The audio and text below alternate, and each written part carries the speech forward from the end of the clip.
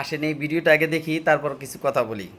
দেখেন এই জুলাই স্মৃতি জাদুঘরের নামে যে বিরাট একটা বরাদ্দ, এই বরাদ্দ এত বড় একটা বরাদ্দ করতে পারলো হামের টিকা কিনতে পারে নাই। তারপরে সারা দেশে কতগুলো জুলাইয়ের খুঁটি বানাইছে, আমি এটাকে জুলাই স্তম্ভ না বলে জুলাই খুঁটি বানাইছে। তারপরে ড্রোন শো, এগুলো টাকা হয়েছে। এবং আমরা যখন বলতেছিলাম জুলাই স্তম্ভ নিয়ে এত টাকা ব্যয় করা কি প্রয়োজন, তো বলতেছে সবকিছুতে টাকা হয়, শুধু জুলাই স্তম্ভ বানানো টাকা হয় না। এক জুলাই স্তম্ভ বানাবে 40 কোটি টাকা দিয়ে। 64 জেলায় যেরকম শহীদ মিনার আছে, 64 জেলায় এরকম জুলাই স্মৃতি স্তম্ভ। বাপ রে বাপ, টাকা এত বেশি হয়ে গেছিল ওদের, কিন্তু টাকা নাই, কিন্তু হামের টিকা কিনতে পারে নাই।